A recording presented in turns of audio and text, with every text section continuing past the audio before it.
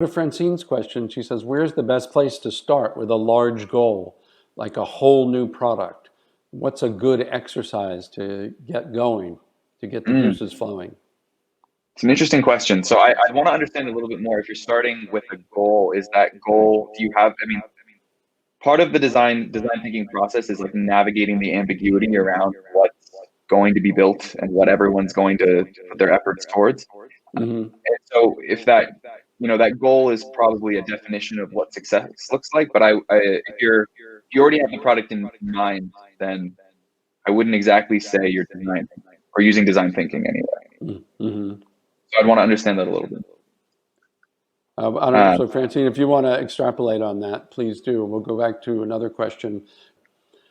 Francine's coming back with a comment, and you can see it if you want to have a moment to think about it. How about if I make a comment? sure. I mean, Um, yeah, I've definitely encountered this before.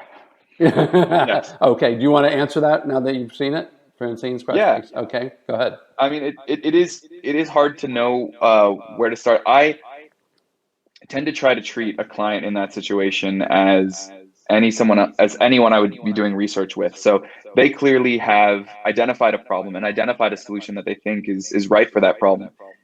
And it's really helpful to sit down with them and to have an open-ended conversation where you try to unpack and understand why it is that they've gotten to where they have. And I think in part of that conversation, you'll see either that the client does open up and maybe addresses that there's some ambiguity around the solution that they've chosen, um, or they won't.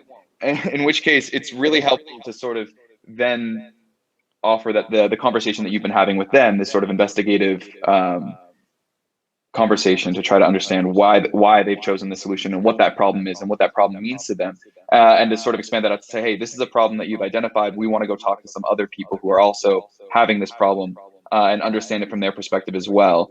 And then hopefully, if they're on board, I mean, if they're on board for you to go through that exercise, then they are hiring you as a designer. And if they're not on board for that, then they're not exactly hiring you to be a designer for them. Yeah, I think it's really, an interesting question to sort of hand your concept over to somebody and, say, give it back to me the way I want it and get it that way. Um, I was going to say when I worked in the Valley, we, had a sort of a mysterious company. We were sort of operating in what they called stealth mode, and we weren't planning to introduce a product for a couple of years. So we were going to operate in stealth mode, and we had to sort of have some sort of public persona for what the company was going to be. So we created a brand that sort of hinted at what we were going for, and we hired an agency to develop the brand concept.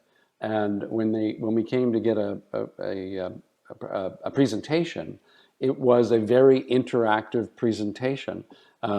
They created juggling balls with the brand, just so that it was so complicated. You could come out in lots of different ways. And then the last thing they did, which was really quite funny, everybody back in the 90s in the Valley, had a great slogan and a T-shirt. And so they took us out in the backyard and they had a clothesline and they had 40 different pairs of underwear with different slogans for the company. And they said that since you can't wear a T-shirt in public, you have to wear underwear, with your brand concept being exhibited, so you can pull down your pants and show somebody, privately.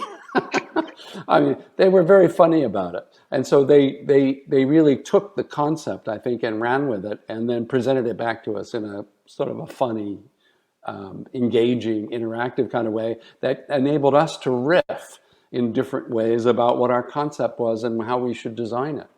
And I think riffing and that jazz analogy is really, an amazing, thing to, I guess, think about. You're a musician, so you really understand what it means to riff with somebody.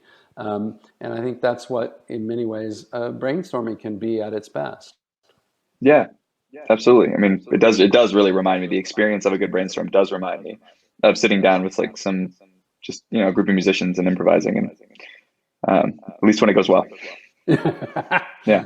Yeah. I also wanted to add on to Francine. One of Yeah, the go things ahead. that IDEO and David Kelly will often recommend, in fact, frequently does, to deal with this is double delivering.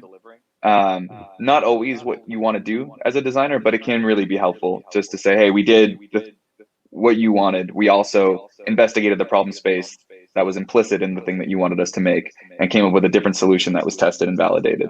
Um, and that can be What do pretty you call that? powerful. Double delivering. Double Double delivering. delivering. It's just Wow. twice the work.